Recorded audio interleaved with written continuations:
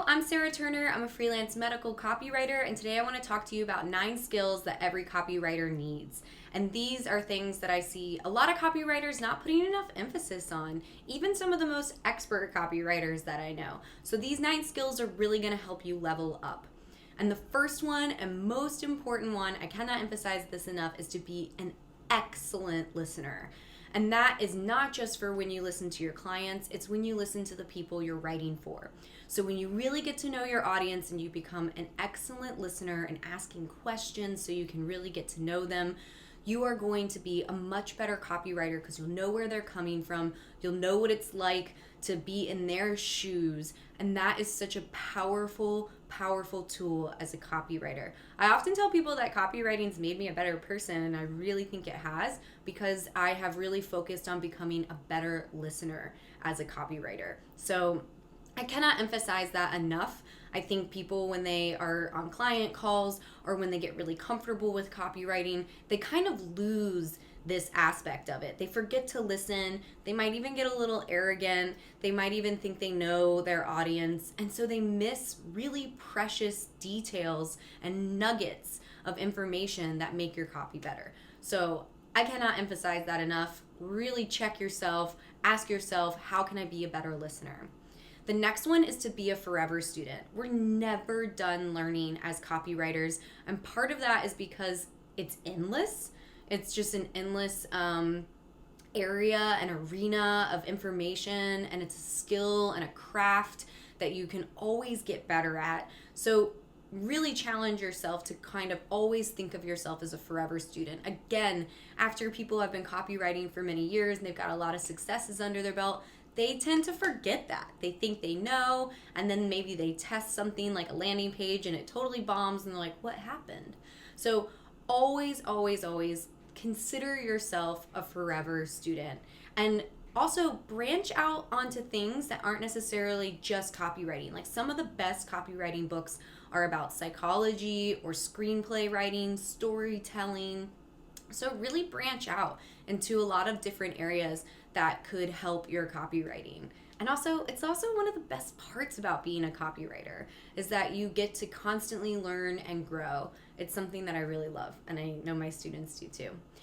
So the next one is to really write with empathy and with morals. I think we could all admit that we could use a lot more of that in marketing these days, but also in the past. You know, marketing can sometimes get a bad rap.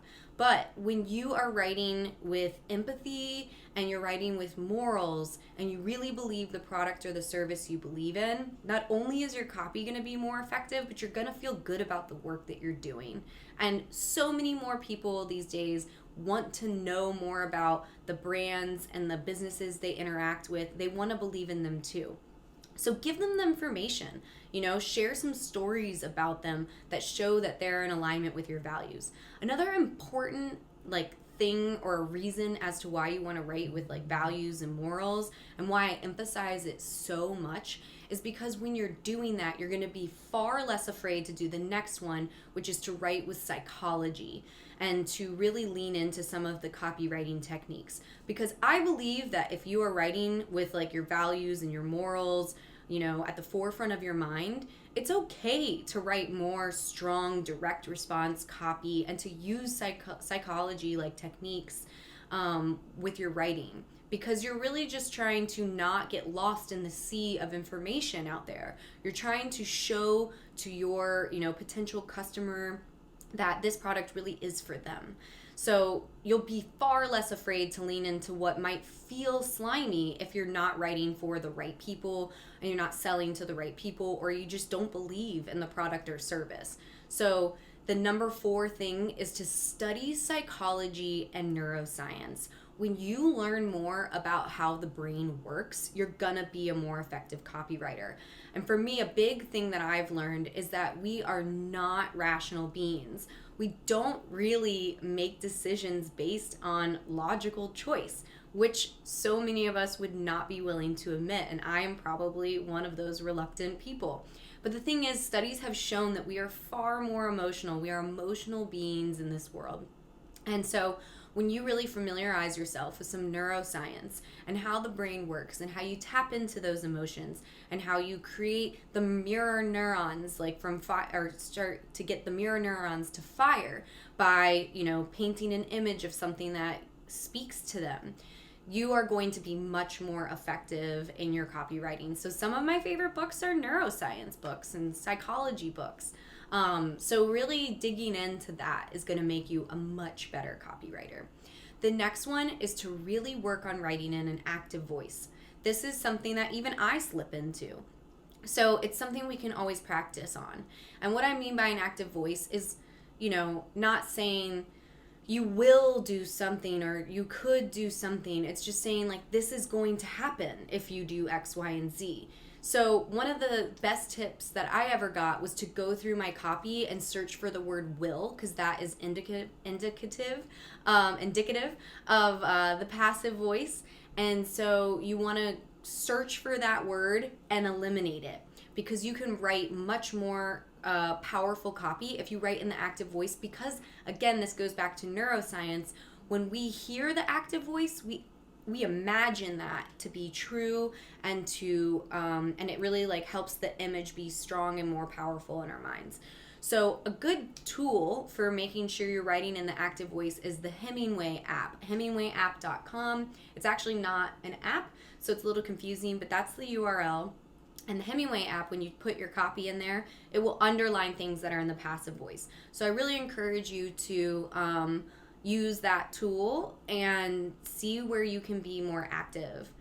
The next thing is to be more assertive. So this is another thing I've noticed is, again, if you're really believing in what you're talking about and what it is you're selling, you can be a little bit more assertive than you probably would in your day-to-day life. And I will say that I have seen this be a little bit more tricky, or something that is harder. I don't want to say harder, but it's something I notice women do more than men. And I think it's because we've kind of subtly been taught through conditioning, I suppose. I haven't really dug into all the whys. It's just something I've noticed, to really soften our asks. And I know I used to do it. And it's something, again, this is another way copywriting has kind of made me a better person, I'd say, is I've gotten more assertive in my asks for things. And being assertive doesn't necessarily mean being aggressive, right? Men are very comfortable, in my experience. I'm not trying to create a stereotype here, but it's just been my experience working with hundreds of students. They're much more comfortable being like, I would like that. Hand me that. Pass me that. Do this. Whereas women are like, oh, if you wouldn't mind, could you please pass me that thing? Or could you, if it's not too much trouble for you, could you please blah, blah, blah. I am so guilty of that. And it can be polite in a day-to-day life, but when it comes into your copy, which I've seen so often with my students, it's not as effective. And again, this is not being aggressive, this is being assertive. This is just being more straightforward in your asks, especially in your call to actions. So really trying to find, where am I saying, I think, that's another thing that we do, I think blah, blah, blah, blah, blah. But instead you could just take off, I think. And you could be like, this is how it is, I think it would be good for you. You could be like, this is gonna be good for you. A little bit more assertive. So see where you can be more assertive in your copy, just because it shows confidence and it shows that you believe in what it is that you're doing. The next thing is to shorten your sentences. You can start sentences with and but. People really like short sentences. It's easy to read, it moves fast, especially if it's on phone, if you're reading something on a phone. Short, punchy sentences are much more effective than long sentences with lots of commas and things like that. So really work on shortening your sentences. That is a huge skill that I see a lot of copywriters could use some work on, and honestly, I could use some work on it too. I actually go through my copy at the end and see where I can shorten things and make it a little bit more punchy. Number 8 is to take feedback with class. We are not going to get better without feedback. So don't be afraid to get feedback from clients, from other copywriters, and it doesn't have to, really do what you can to work on not making it something that you take personally. And that can be really hard starting out because, it's your writing, you're pouring your heart and your soul into it, especially if it's something they're working for, like a brand or a company that you really believe in. Like, you can get really like emotional and wrapped up in your work. But one thing I will say is the more that you do that, it will be less difficult for you. You'll start to have that healthy detachment from your work.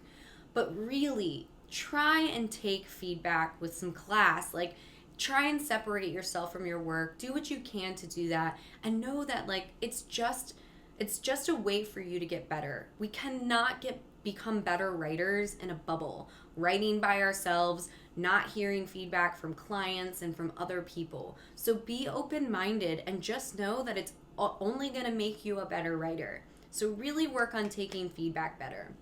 And then finally, number 9, and this really goes for freelance copywriters who are doing this as a business, is know how to spot that monster client early. This is so important. When you start to get that feeling in your gut that something might not be right and you might not want to work with this person, run fast. There are so many clients in this world. You don't need to put up with them. And so I just want to really encourage you. But that being said, going back to the feedback thing, if they're just giving you feedback, or if they have a little bit of a different way of communicating than you do, maybe it's a little bit more assertive than you're used to. Try to like work with that, because sometimes those clients can be actually some of the best clients in helping you improve as a copywriter. So really finding that fine line of like, are they just a little challenging? And if they are, see how long you can kind of work with that. And sometimes those have turned out to be some of my most favorite clients. But if it's a true monster client and some of the like signs of those are just like being extremely condescending, being rude, being mean, things like that, walk away fast, because it's just not worth your time and energy. And it is so important that you build a business that you love. So those are 9 skills that every copywriter needs to work on, including myself.